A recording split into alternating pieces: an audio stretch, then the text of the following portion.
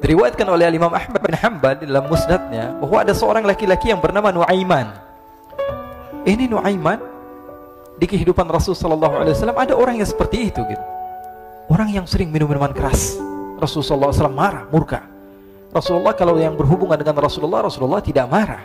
Tapi kalau sudah berhubungan dengan agama, Rasul sallallahu alaihi wasallam adalah orang yang paling marah, orang yang paling istiqamah dalam kebenaran. Maka Rasulullah panggil Nuaiman, apa yang kau lakukan? Dia katakan, aku minum minuman keras ya Rasulullah. Rasulullah cambuk dia. Kemudian dia bertobat kepada Allah. Kemudian ketahuan lagi minum. Kemudian dicambuk lagi oleh Rasulullah SAW, sehingga sebagian sahabat memukul dia dengan pukulan yang banyak. Sehingga apa yang berlaku? Sebagian sahabat mengatakan, la'natullahi ala Nuaiman. Semoga Allah melaknat Nuaiman. Dia mempermainkan Rasulullah. Dia bilang sudah mau taubat tapi minum lagi. Dia bilang sudah mau taubat tapi minum lagi. Maka Rasulullah SAW mengatakan, la tal'anuh fa innahu yuhibbullaha wa rasulah. Kata Rasulullah, jangan kamu laknat Nuaiman, karena dia itu cinta sama Allah, cinta sama Rasulnya. Dalam riwayat dia dicintai Allah dan dicintai oleh Rasulnya Muhammad sallallahu alaihi wasallam. Ibn Majah menceritakan bahwa Nuaiman ini pernah suatu waktu diajak oleh Sayyidina Abu Bakar pergi ke negeri Syam. Negeri Syam itu di mana? Seperti yang diceritakan tadi, antara daerah Suriah, Lebanon, Yordania, kemudian Palestina. Daerah seperti itu. Umumnya orang Quraisy pada masa itu mereka memiliki rihlah berdagang, membeli dagangan ke Syam, kemudian dijual lagi di kota Makkah. Ketika itu Rasulullah SAW didatangi Abu Bakar. Sayyidina Abu Bakar mengatakan kepada Rasulullah, ya Rasulullah, saya mau izin ya Rasulullah. Mau apa? Saya mau ajak dua sahabat kamu ini ikut berdagang ya Rasulullah. Siapa kata Rasul? Nuaiman. Kata Rasulullah SAW, Nuaiman kamu mau ajak? Mau ngapain? Biar seru-seruan aja ya Rasulullah. Kata Rasulullah, ya sudah, saya izinkan kamu bawa Nuaiman. Ketika itu Sayyidina Abu Bakar membawa Nuaiman sama satu sahabat namanya Suwaibid ibn Harmalah. Siapa namanya? Suwaibid ibn Harmalah. Ini sahabat Rasulullah SAW yang memiliki sifat yang berbeda-beda. Kalau Nuaiman ini aneh. Pernah Rasulullah SAW dibawain makanan banyak, dikasih Rasulullah, dikasih sahabat semua. Semuanya sudah makan, tiba-tiba si Nuaiman ini, sahabat Nabi Nuaiman mengatakan kepada Rasulullah, ya Rasulullah, ini yang penjualnya, tolong kau yang bayar ya Rasulullah. Makanan udah habis.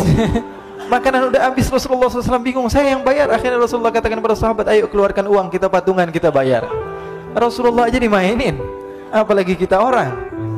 Sallu ala Nabi Muhammad. Nuaiman diajak Sayyidina Abu Bakar. Kata Rasulullah SAW, benar kamu mau ajak Nuaiman? Iya ya Rasulullah. Diajaklah. Diceritakan dalam riwayat Ibn Majah, diceritakan juga di dalam Siyar A'lam Nubala, diceritakan juga di dalam musnadnya Imam Ahmad bin Hanbal, dalam riwayat Imam Ahmad bin Hanbal.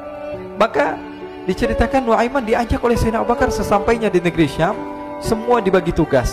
Fulan bin Fulan kerjaannya ini, Fulan bin Fulan kerjaannya ini, semua memiliki kerjaan. Nuaiman tanya, wahai Abu Bakar, kerjaannya saya apa wahai Abu Bakar? Kata Sayyidina Abu Bakar, kamu mau ngapain terserah kamu wahai Nuaiman. Yang penting kamu ikut saya kan. Kemudian satu di antara mereka namanya Suwaibid ibn Harmalah ditanya oleh Sayyidina Abu Bakar, wahai Suwaibid, kamu mau kerjaan apa? Kata Suwaibid, terserah kamu wahai Abu Bakar. Kata Sayyidina Abu Bakar, kamu menjaga makanan, karena saya tahu kamu ini adalah orang yang senantiasa menjaga amanah. Suwaibid ini kalau disuruh maju dia maju, disuruh mundur dia mundur, disuruh ke kanan dia ke kanan, disuruh ke kiri dia ke kiri. Orang yang ikut aja. Kalau Nuaiman beda, disuruh maju dia ke belakang, kasih sen kanan ke kiri belok. Nuaiman itu orang yang berbeda. Maka Suwaibid mendapatkan tugas, semua mendapatkan tugas kecuali Nuaiman. Sehingga ikhwani, apa yang berlaku, apa yang terjadi? Sayyidina Abu Bakar pergi sibuk dengan kesibukannya, sehingga datanglah waktu siang. Nuaiman sudah lapar. Nuaiman cari makanan. Dia nggak punya uang, diajak Sayyidina Abu Bakar tapi tidak diberikan uang. Sehingga dia cari-cari makanan. Dia tahu Suwaibid yang jaga makanan. Dikatakan, wahai Suwaibid, saya mau makan, berikan kepada saya satu roti saja. Yang terpenting apa? Saya makan sekarang, saya sudah lapar. Kata Suwaibid, ya Allah Nuaiman, kita tunggu Abu Bakar saja sehingga dia datang, karena ini amanat. Amanat dari Abu Bakar, saya tidak boleh berikan kepada siapapun kecuali atas izin Abu Bakar. Kata Nuaiman, kasih saya makanan, kalau tidak saya bikin masalah sama kamu. Merah wajahnya Suwaibid, karena dia tahu, jangankan saya, Rasulullah aja dimainin. Bingung, apa yang harus saya lakukan? Akhirnya Nuaiman bilang, gampangannya aja, kata Nuaiman, kamu kasih saya makanan, atau kalau tidak saya bikin masalah sama kamu. Bingung Suhaib pikir panjang. Setelah itu dia katakan, ya sudah Nuaiman, saya tetap mau jaga amanah Abu Bakar, karena saya takut ini adalah perintahnya Allah, perintahnya Rasulullah SAW, dan perintah daripada Abu Bakar, sahabatnya Nabi. Kata Nuaiman, kalau memang begitu kamu maunya, ya sudah, berarti kamu ngajakin berantem sama saya. Nuaiman pergi ke pasar. Dia cari-cari tempat penjualan hamba sahaya. Dia lihat-lihat beberapa hamba sahaya. Ini berapa harganya? Ini katanya 10 qalanis. Ini berapa? Ini harganya, hitungan orang zaman dahulu, kita sih hitung seperti dirham, berapa ratus dirham gitu, 200 dirham. Yang ini berapa? 300 dirham. Yang ini berapa harga hamba sahaya? 300 dirham. Harganya antara 300, 200 sampai 100. Kemudian Nuaiman mengatakan kepada penjual hamba sahaya tersebut, saya punya juga hamba sahaya, tapi saya jual cuma 20 dirham saja, murah. Apa benar ada hamba saya harganya segitu? Iya, karena dia punya aib, ada kekurangan. Apa? Nanti kalau kalian tangkap, dia bakalan teriak, saya ini bukan hamba sahaya tapi orang merdeka. Akhirnya semua orang berkumpul mau beli. Ini Nuaiman sama Nuaiman diajak ke Suhaib bin Harmalah tadi. Kata Nuaiman, itu ada orang yang berdiri sedang menjaga makanan, itu hamba sahaya saya, tangkap saja. Oh baik. Diberikan uang 20 dirham, dimasukkan oleh Nuaiman ke kantongnya. Kemudian Suhaib ditangkap. Ketika ditangkap, Suhaib teriak, saya bukan hamba saya orang merdeka. Maka orang-orang tersebut mengatakan, saya sudah tahu kekurangan kamu. Ini memang kekurangan kamu, memang kamu, tapi saya tidak perlu dengan bacot kamu, yang penting kerjanya kamu gitu. Ya kan hamba saya untuk apa? Untuk kerja. Mau dia ngomong apa, mau ngomel, terserah, yang penting dia mau kerja. Akhirnya ditangkaplah Suhaib dan dijual di pasar. Nuaiman punya uang banyak ini. Dia beli makanan, dia beli minuman, dia beli hadiah buat Rasulullah. Dia beli macam-macam di negeri Syam ini. Waktu itu adalah superpower, adidaya Romawi. Pada masa itu semua barang mahal, tapi Nuaiman banyak uangnya. Dia belanja ini, belanja itu, sehingga Sayyidina Abu Bakar pun pulang. Ketika Sayyidina Abu Bakar pulang, Sayyidina Abu Bakar cari, mana ini Suhaib? Kita semua sudah lapar. Kata Nuaiman dengan mudahnya dia mengatakan, sudah saya jual wahai Abu Bakar. Maka Sayyidina Abu Bakar bertanya, apa yang kau lakukan wahai Nuaiman? Diceritakan oleh Nuaiman dengan jujur. Nuaiman ini orangnya apa adanya, tapi nyusahin. Saya jual. Akhirnya dibawa oleh Nuaiman, Sayyidina Abu Bakar pergi ke mana? Ke pasar. Lalu dibeli lagi oleh Sayyidina Abu Bakar As-Siddiq, Suhaib yang tadinya orang merdeka menjadi hamba sahaya sebentar, kemudian dibeli lagi oleh Sayyidina Abu Bakar. Pulang ke Madinah, kisah ini diceritakan di hadapan Rasulullah SAW. Maka perawi mengatakan, fadhahikan nabiyyu hatta badat nawajiduhu. Ketika diceritakan kisah Nuaiman tersebut dengan Suhaib, Rasulullah tertawa sejadi-jadinya sehingga gigi geraham Rasulullah SAW nampak di wajah mata para sahabat. Sehingga perawi lain mengatakan, 1 tahun berlalu Rasulullah, setiap ada tamu yang datang pada Rasulullah akan ceritakan kisah Nuaiman menjual Suhaib tersebut. Jadi ada ikhwani, jangan kalian kira Rasulullah SAW itu hidup di satu masa sahabat-sahabatnya itu seperti ustadz-ustadz yang khusyuk, yang kayak Habib bin Anis ini banyak. Bahkan ikhwani, mungkin di akhir karena masanya sudah habis, pernah suatu waktu Rasulullah SAW didatangi asyraf, delegasi dari beberapa negara yang ingin mengenal apa itu agama Islam.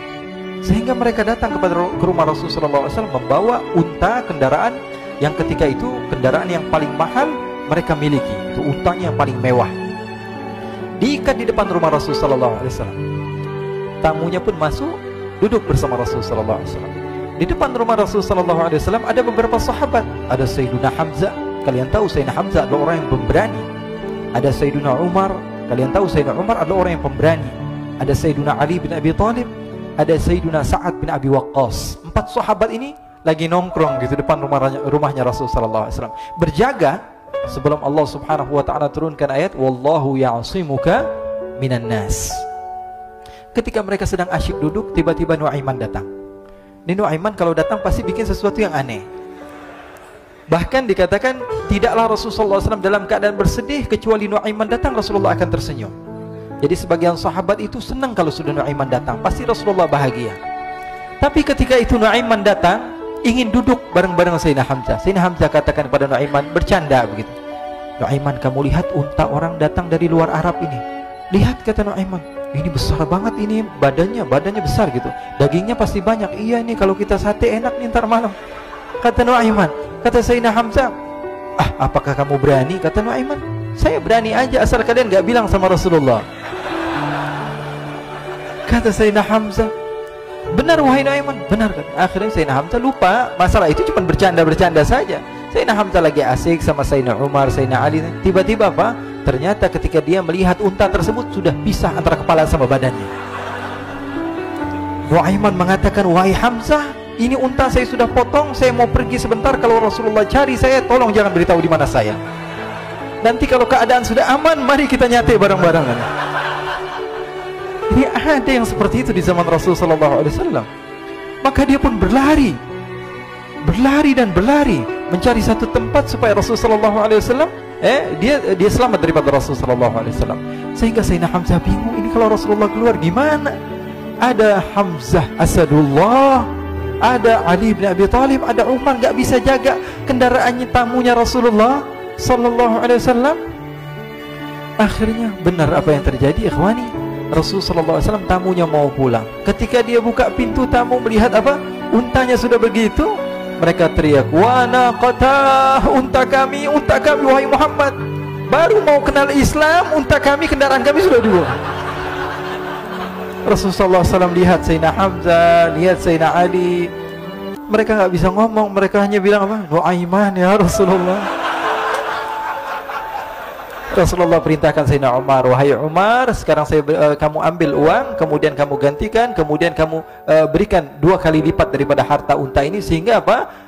Agama Islam tidak didengar dengan sesuatu yang tidak baik di luar sana. Akhirnya diberikan harta, diberikan unta yang baru dan diberikan harta yang lebih untuk orang tersebut, sehingga orang tersebut tidak menjelek-jelekan agama Islam. Kata Rasulullah SAW, dan sekarang waktunya kita balas dendam sama Nuaiman. Nuaiman ternyata berlari tempat yang jauh sampai hampir keluar dari kota Madinah. Dia dapatkan seorang sahabat Nabi yang hadir juga dalam peperangan Badar, namanya Al-Miqdad bin Al-Aswad. Siapa namanya? Al-Miqdad bin Al-Aswad ketika itu sedang menggali sumur. Ketika sedang menggali sumur, Nuaiman datang. Nuaiman katakan kepada Miqdad, wahai Miqdad, wahai sahabat Rasul, kamu orang yang hadir dalam peperangan Badar, kamu adalah orang yang hebat. Dipuji-puji sama Nuaiman. Ada maunya ini. Akhirnya dia bilang, wahai Miqdad, tolong saya. Kenapa wahai Nuaiman? Kamu ini kekasihnya Rasulullah, orang yang disayang sama Rasulullah. Kenapa? Saya ini sedang dikejar-kejar orang jahat.